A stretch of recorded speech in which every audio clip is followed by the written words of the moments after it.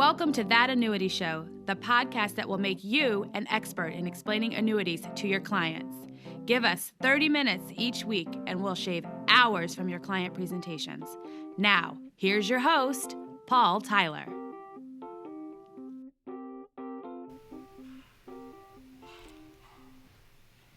Hi, this is Paul Tyler, and welcome to another episode of That Annuity Show. And Ramsey, this is actually not just another one, it's episode 101.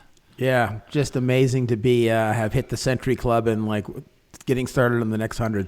It is, and we've been fortunate enough. We've told people we've been blessed by the type of guests we have had on our show, and some of the conversations we start, I'm going to tell you, we end them, but I think there's an opportunity to continue them, and that's exactly what we have here on today's show. Do you want to set it up?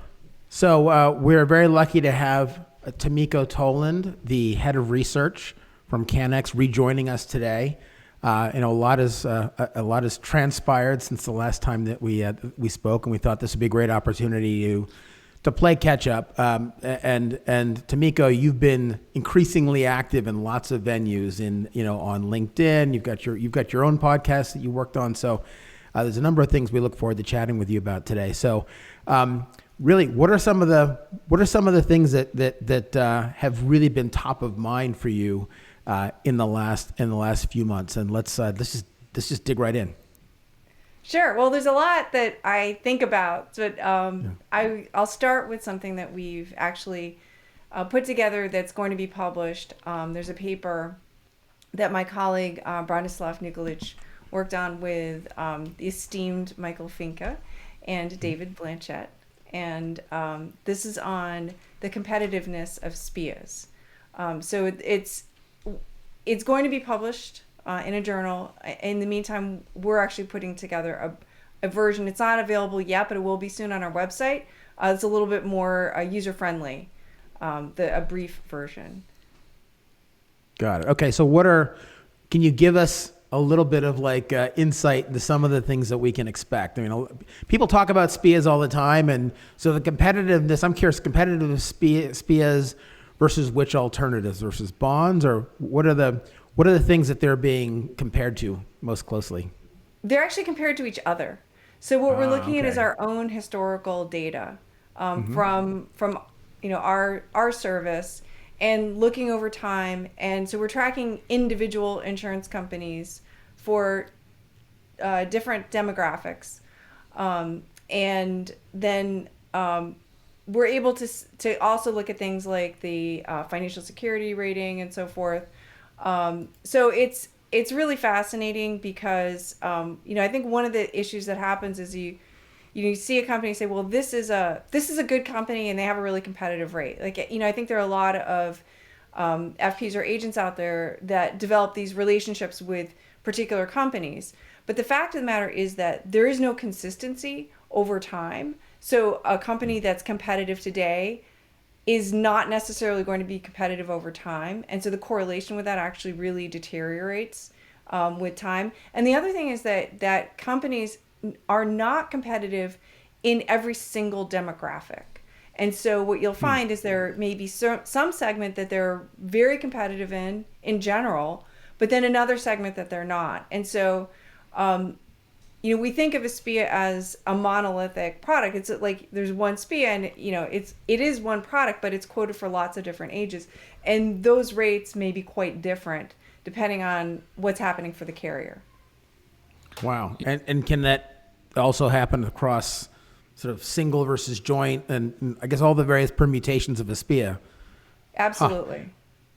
Yeah, generally, whenever the conversations come up in my circles, like, why would you want to buy a SPIA? The rates are so low. Well, if what you're suggesting and have evidence to demonstrate, right, is it's actually like shopping for life insurance some way. Depending on your age, health, history, one carrier may be better suited for me than it would be for Ramsey. Yeah, absolutely.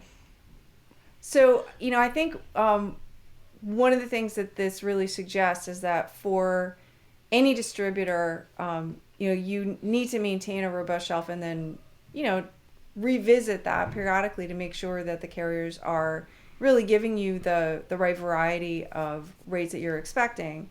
But most importantly, it's really for those individual practitioners, because we know that people tend to get stuck in ruts. And they say, I really like this company. It's like, well, maybe that company is not really the best for this particular client.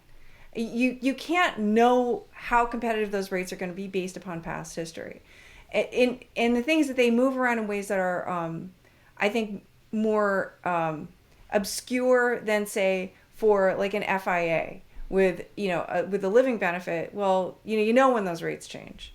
I'm not saying that that's a simple thing. There's a wide variety of products out there, but I think that it's a little more invisible. It's more under the surface. Yeah, well, of course, we spend all our time in the insurance industry trying to give agents other reasons than necessarily the most competitive price to stay. So, I'll tell you, I had a conversation with one real successful agent. He tells me, well, Paul, I have private contracts with 20 carriers, but I really put most of my business with 3, because when I have a problem, I know I want to be able to call up Ramsey. He'll pick up my phone and address these problems, these services. I mean, given what you've looked at the marketplace, optimizing for, do they know me? Can they help me? Do I get the service from my client that I expect, versus giving a diverse enough choice of rates? I mean, what's that optimal number of carriers that I should be looking at as an advisor? 100 is probably too big. Probably 1 is too few. Agreed. And we didn't come to any conclusion about the ideal number. And this is really only looking at the rates. You're absolutely right that there are other reasons to do business with one company over another. It's just that you don't want to get stuck too deeply in a particular rut, particularly if getting income is the most important thing. I mean, SPIAs are pretty commoditized, so I think it's different from some of the other products where there may be more things that you need to have happen, where that client servicing is it's a paramount element of the decision. But we're pretty clear that those are important, and that CANNEX has nothing to do with that. We're good at doing evaluation and giving folks like a set of metrics, and you may have a completely different set of metrics, but you should be looking at these metrics too. So I'm gonna let you plug CANNEX a little bit here. All right. So there's 2 questions. One is, in order to actually do this analysis, like, where did you have the data, or where'd you get the data from, and how unique is it that you have that data versus other potential providers? Sure. So this data went back, I'm going to say to about 2013. And this is all off of what we quote on our service. So we approach the quoting of income annuities as an exercise where we do it on our own system. So we're replicating how the contracts are built. So we're able to collect quite a bit of data. And it was I'm going to say 15 companies that were included in the survey, and a large variety of good representative ages, and obviously male, female, and also joint. But this is kind of what we're known for, is the income annuity stuff, right? Because our quotes are used for probably about 80% of the business that's sold out there. But we also do have rate services and so forth now for the full gamut of annuities. So that's the plug part, is that we do this on everything, and we really care about income. So we do income evaluation as well. And you have your own, and you calculate those rates from your own internal pricing engine, as opposed to making a call out to the various carriers and saying, what is your price? You have all the inputs from the carriers and the engine, and then you come up with the rates. Is that right? Right, because that increases both speed and accuracy. Our downtime is really low, and you don't get kind of caught up in funky processes. Yeah, what is, as the best interest standards roll out more and more and more in states, how is this going to impact the market? I would think that if the answer were, if you were able to tell me, Paul, you've got to be actively putting your business with 10 companies to reasonably balance this all out. Should I be concentrating my business because based on ratings factors and other factors, so my choices are narrower, or does it mean that I should actually be taking on more contracts? So are you speaking from the standpoint of an individual practitioner or a distributor? Yes. Okay. Individual practitioner. I mean, look, I think that individual practitioners are going to do the best job for their clients when they have access to the most stuff available, right? Whether it's annuities or other products, but the greatest variety is going to give them better choices. But the problem is being able to understand how those choices work and fit in. And you also don't want to use a company that, like, I don't know who this insurance company is. So that's where also the filter of the distributor really matters. Mm-hmm. So there's some kind of vetting process, and not just saying, oh well, we're gonna let, like, this is it's a dog park and we're only gonna let certain dogs in, or like all the dogs get to be in here at the same time, and you get all kinds of stuff happening. So I think that the role of the distributor is in that relationship is really critical, and also what kind of services are they providing, or what kind of technology can they support that decision-making process? Or do you import yourself? Like, do you use some third party where you feel like you're getting better quality information to support the decision?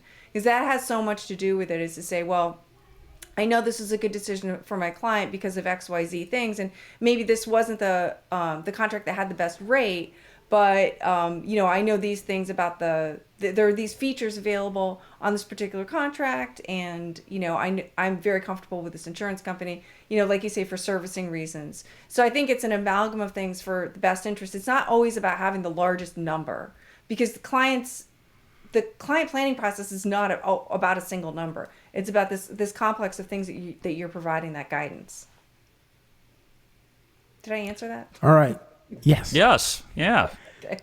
So I think one of the things that I think we all sort of debate and battle over is, all right, so SPIAs, the value proposition is very clear. Well, at least it's very clear to a lot of Nobel Prize winners. It's very clear to other academics. It's clear to us, but it's still often a hard sell, in large part because of the loss of control issue on funds. But even when you set that aside, I think that there should be, in my mind, a lot more market share as a percentage of all annuities. SPIAs should be a much bigger market share than they are. I don't know what the latest numbers are, but typically it's like 12 billion a year, something like that, which is quite small compared to the rest of the world. So I guess what are some of the ways we can continue to sort of to get people to take a closer look at it? So I'm going to break that up into two pieces. First of all, if you have any qualitative ideas around that, and then secondly, you can sort of dovetail that into something we talked about before we got on, which was this idea of a new way to talk about the risk pooling benefits that come with buying SPIAs and other types of annuities. Yeah, so ultimately, I think that there's really a piece in the planning process of how does this function for you. And actually, Wade Pfau had done a paper a few months ago about the 4 different retirement income planning styles, right? And trying to classify people. And when you look at that, I think that there's some very interesting things embedded in there that extend down to the client, but also matching the client to a professional who actually works in a method that most suits that. And so his safety first concept, which it's a very basic income flooring that I think resonates with people and so forth. That's really easy to use. It's really easy to understand and explain, but it may not be the one that most financial professionals actually use, right? And so first there's reconciling those two things, right? But then there's understanding how adding that income floor can actually, or whatever, we're not going to call it the income floor, but you can have more of a portfolio approach. But how are you going to improve the outcomes? And I don't think that there's enough availability of that kind of planning framework for a lot of folks out there in order to be able to say, well,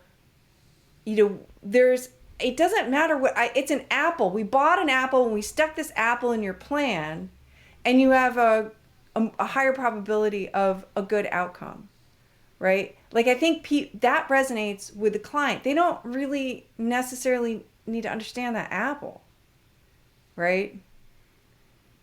Like they need to trust it. They need to trust that they can, that the apple is edible, right? They probably want to like the color of the apple. Right? So, there's, and yeah, they have to feel comfortable sort of making that leap of faith. And but that's why we have to continue to sort of, push forward on the education. So let's talk about some of the risk pooling benefits that are embedded in some sense, most natively in SPIAs, right? So we sometimes call them mortality credits, which, is a less meaningful term outside of like actuaries and, some of the rest of us, right? So what are some of the ways you're thinking about a better way to articulate the risk pooling benefits of these products?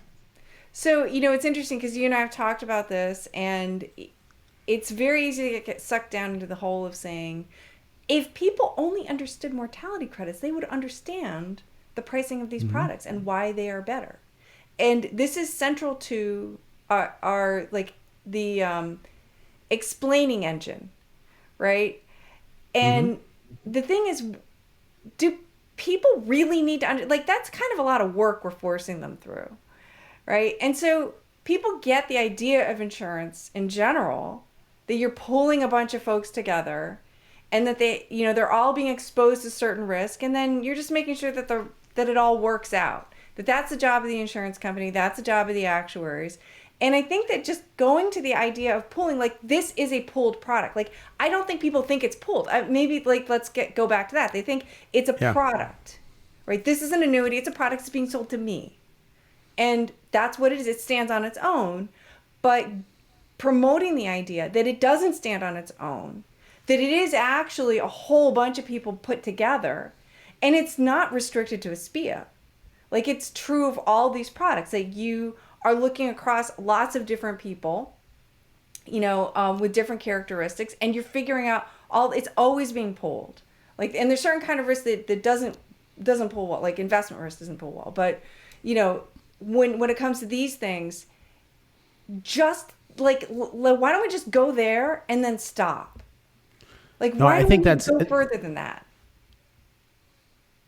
I think it's a very interesting analogy, because there's often this sense that it's that a consumer will feel like it's me against the insurance company, and in some sense it's really more you against the pool, or as a participant in the pool, and the insurance company is essentially the steward, the custodian, or dare I say the lifeguard, right? Yeah. And the insurance company's job is to actually maintain the integrity of the pool, keep it filled with water, right? Right. That's ultimately what the insurance company's job is to do. And I agree with you. I think it's hard for people to kind of think of it that way. And I think if they did, they might view it somewhat differently, because it really is very much about, for me, the value out of an insurance company is the fact that there's enough trust in insurance companies. Insurance companies can be the nexus point for a pool. Like, that's that people have enough trust to gather in that one place, right? So that a pool can exist, and then you can have insurance policies behind it. That to me is sort of the main function. The main function is it's at least important as whatever capital and everything else is in it as well.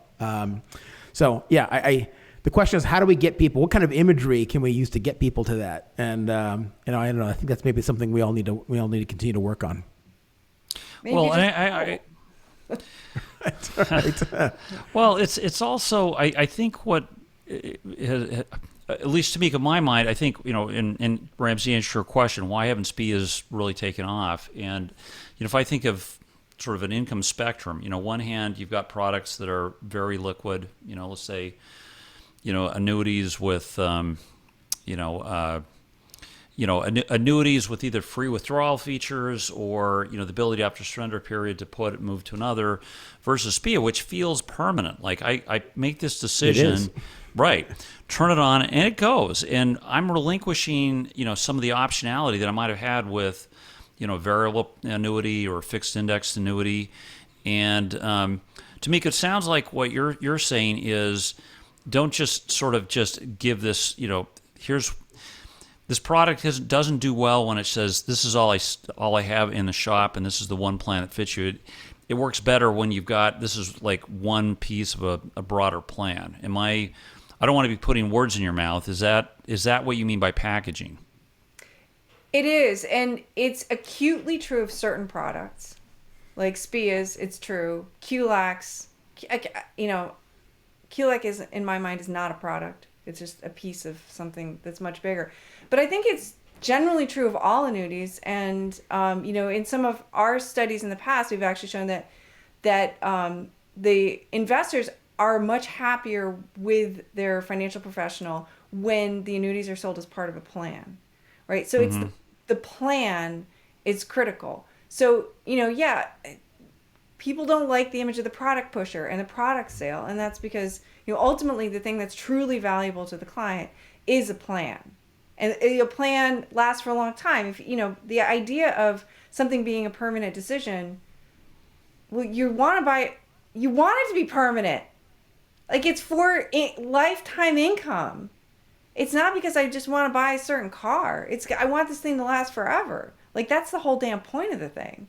It's funny that that's such an objection. It's like, but it's the idea of the trade-off. Like, oh, you want liquidity? Well, you can have liquidity.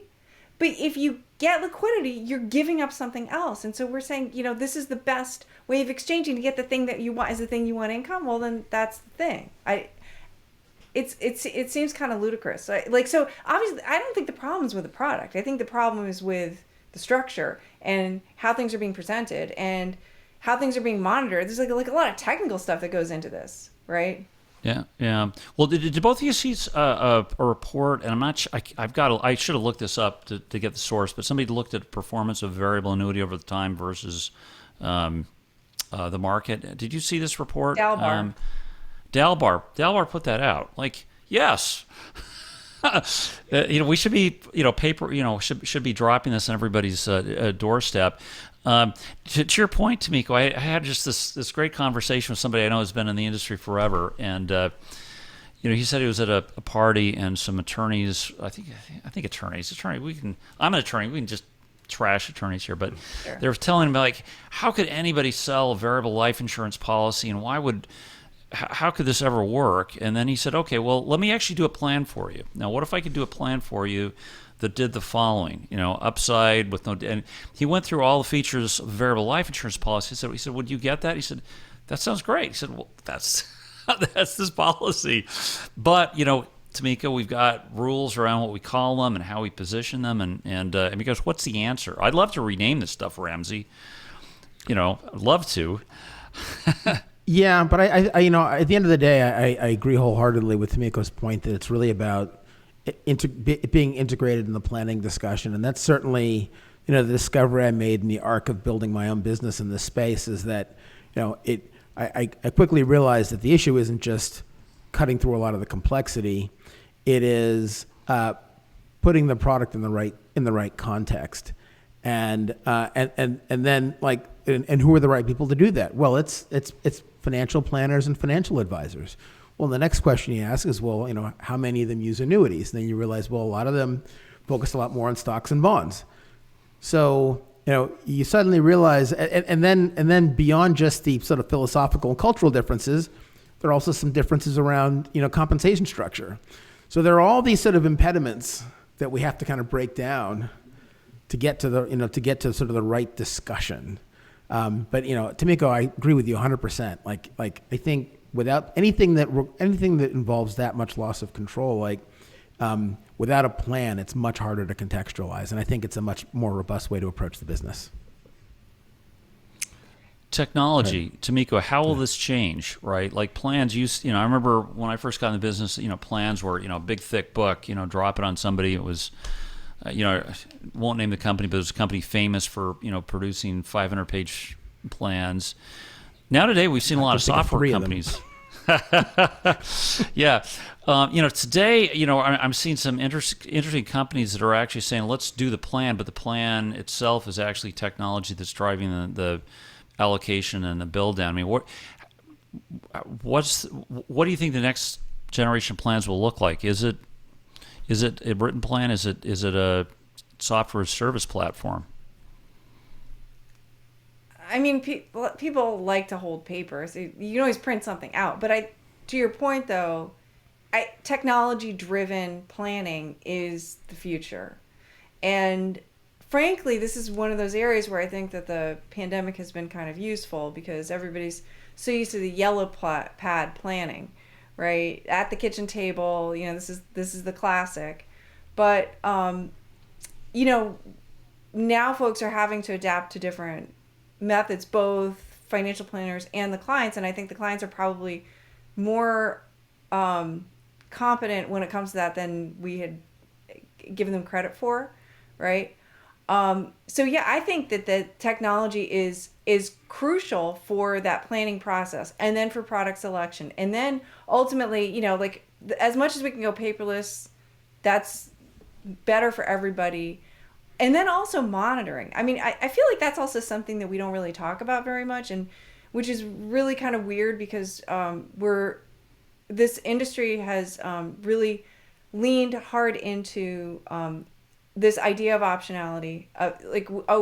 We don't want to commit to a SPIA, so instead we'd rather sell people, and people would rather buy a living benefit, right? But a living benefit has choices. It's not a one-time sale, right? And so the monitoring process and saying, well, how's your plan doing? How is that benefit doing? Is it the time to turn it on? What was the original plan? Are we on track? Should you do it now? Should you wait a little bit? Do you get a little bit more income if you wait until your next birthday? There are all those things that go into it. And this is where it is not simply about that one moment in which something's being sold. So again, the product pushing piece does not work well with these benefits, right? There has got to be a relationship in place and some form of monitoring. All right. So one of the things that that Tamiko, you and I have chatted about a little bit over time has been crypto. So I don't know that we're going to have. I don't know that we're going to come up with a lot of answers, as we sort of shift gears a little bit and talk about it. But maybe what are some of the right questions we should be asking about how crypto might play a role with consumers, with insurance companies, with the two of them together? I mean, I'll start with, what is your biggest concern about what crypto might do to consumers or to the insurance industry? Wow. So, I mean, I have a lot of thoughts around crypto and more questions than opinions. Let's just hear the questions. Questions are better than are more valuable than the answers in most situations. So, I mean, as far as using them as some kind of reference asset or whatever, I mean, it is what it is. If you can make a derivative out of it, fine. You can make an FIA out of it. It's going to happen. Somebody's going to do it. It's fine. I think that that's it's a little bit of a fad, right? Because ultimately, what people want out of these things is something that's a little bit more reliable. A proprietary index that's designed to work well in an FIA structure is a hell of a more useful for your standard client than, embedding Dogecoin, in there in some way. But I think that one of the things that I think about a lot with crypto is that we think it's really valuable because it removes the banks and it removes all of these regulatory layers. And so it's peer-to-peer.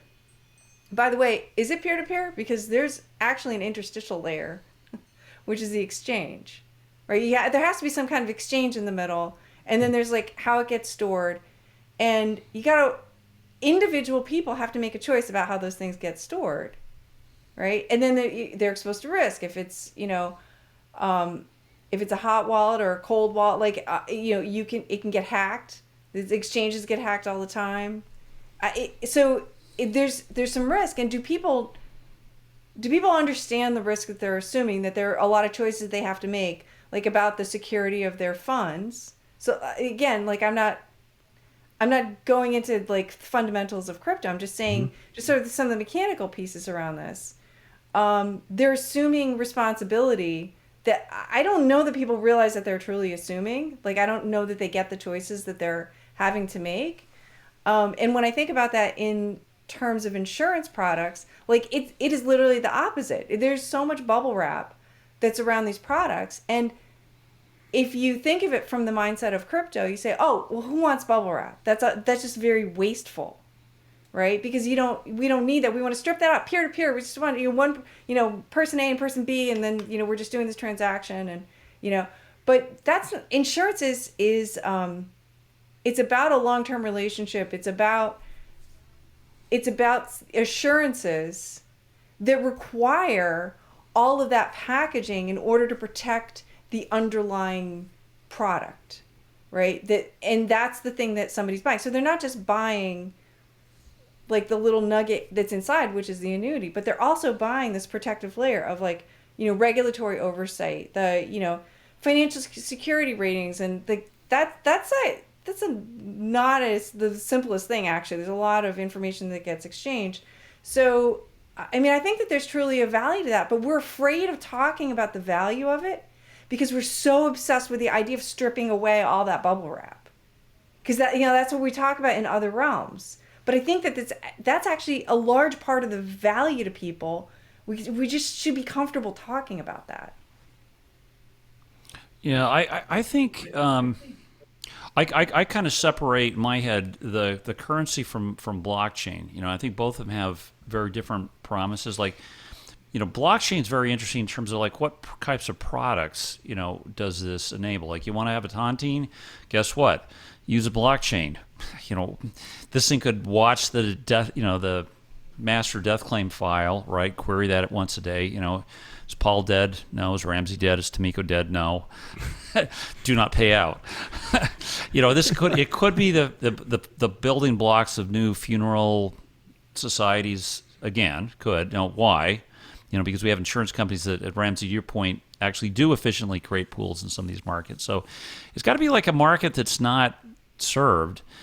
So Tamiko, like one area in my head goes to microinsurance, micro pensions. The fact that you don't have the banks in there. I'm not that hot on the fact that we don't have any money laundering rules. But wait a second, if I've got to pay American Express or MasterCard or Visa 2 to 3% of every transaction, I can't take credit cards, and I can't do real small policies or sequential deposits over a long period of time, because it's just going to, if I have a guarantee of a wild 3% guarantee, but it's costing me 2% to process your money, this is not going to work. What's the big opportunity here? Is it microinsurance? Is it if I were doing launching a startup, where would you tell me to go here? So I have a question for you. Don't you still have to have pipes? Like, if you're saying, yeah, the money has to change hands. I mean, the reason that insurance, or the reason that the banks get paid for credit card transactions is that they're somehow magically able to take a transaction that's like in, some gift shop in Minnesota, and you put a card in there, and they're securely able to like make that whole thing happen, right? Well, arguably some of these frameworks will do it at a lot less, lower price. You think about the cost of a long distance phone call 30 years ago, because of the regulation and the way the infrastructure was set up. I mean, nobody even asks what a long distance call is going to cost anymore, right? Because how much does it cost an electron, from me to you? Nothing, right? Except the infrastructure cost. So wait a second, we started from scratch.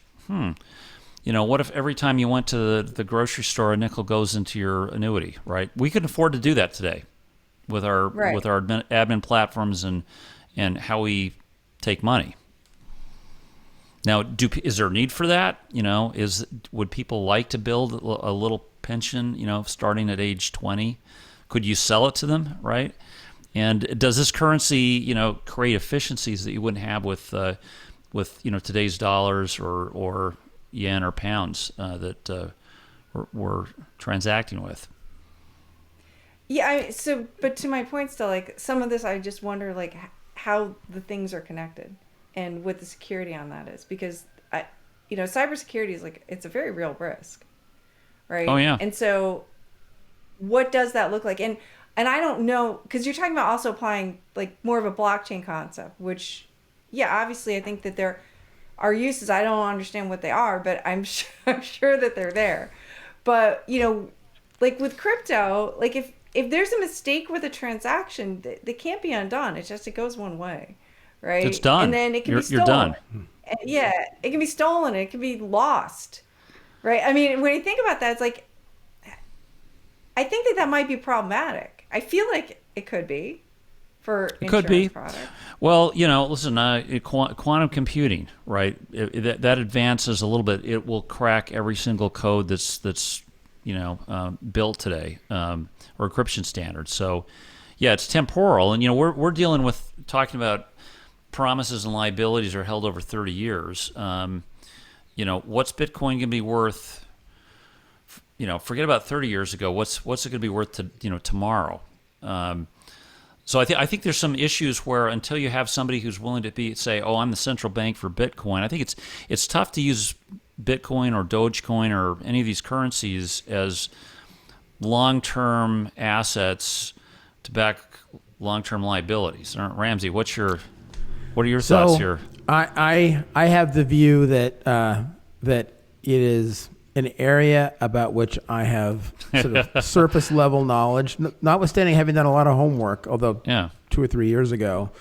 I've got a reasonable understanding of a number of elements of it, and I know that I'm just scratching the surface.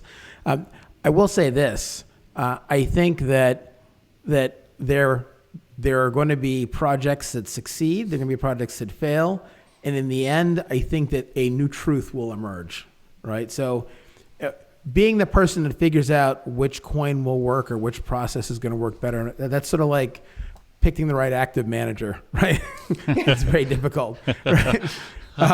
But I firmly believe that some version of the way we will do business in the next 10 or 20 or 30 years will have been born from all this work.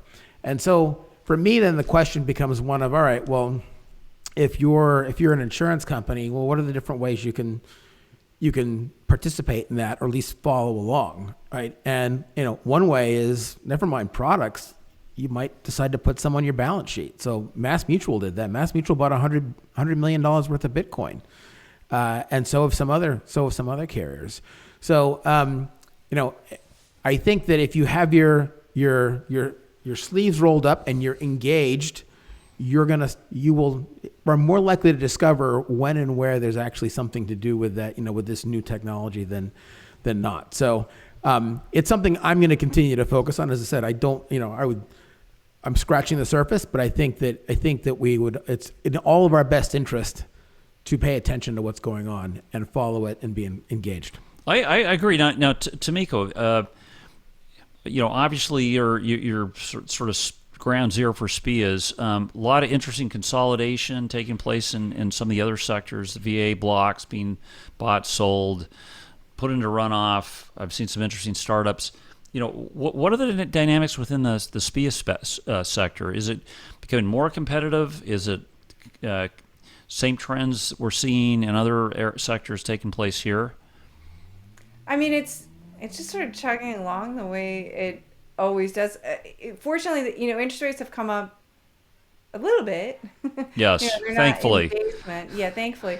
And so, that certainly helps. And there has been, a lot of nice work being done on, how a SPIA is actually particularly efficient with lower interest rates. And actually, I'm obviously a Wade Pfau fan, but he has this fantastic slide. I'm sure there's more work around it, around the relative cost of a SPIA versus a bond ladder, depending on the interest rates. And as the interest rates are lower, the SPIA is like more efficient than ever, right? And so I think it's certainly a good time for them in that sense, but it's a little bit of a mathy story, right? Because ultimately, again, like I don't think that regular people aren't going to buy them because of the slide, right?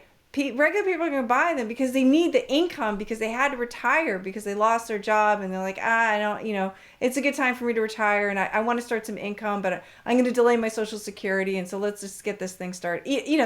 That's going to be what's driving them. But I just want to say something, Paul, is very funny, is that when you're talking about crypto, and you're like, oh yeah, and then there's going to be a central bank. I'm like, that's exactly what people say is good about it. There is no central bank. So you see that I have so many questions about how is this ultimately going to work? Right. Like, so you're going to I'm going to take your thing and I'm going to break it from your perspective. But there's going to be some sort of solution or solutions. It's not like there's got to be one thing. It's this crazy thing that came out of nowhere, right? And everybody celebrates Pizza Day because somebody managed to buy pizza with it, right? Like, if you think about that, that's a funny backstory. And Dogecoin is worse, backstory-wise. So, like, there's got to be a better way of putting it together. I'm not pinning my hopes on either Facebook or Elon for doing that. No. Hey, well, listen, this was great. I mean, wise words. Yeah, Tamiko, thanks for stopping by. Ramsey, any last questions or parting thoughts here? You know what? Like we covered a lot of different areas today, and we look forward to having you back again later this year to pick up the crypto conversation as we make more discoveries along that journey. Yeah. Hey, thanks, Tamiko. What if listeners want to hear more about what you're doing or what you're doing at CANNEX? What's the best way to follow you? Check us out on LinkedIn. CANNEX has a fantastic YouTube channel. Excellent. All right. Hey, well, listen, thanks so much, Tamiko, Ramsey. Thanks, everybody, for listening. And tune in again next week for another episode of That Annuity Show. Thanks for listening. If you've enjoyed the show, please rate and recommend us on iTunes, Stitcher, Overcast, or wherever you get your podcasts. You can also get more information at thatannuityshow.com.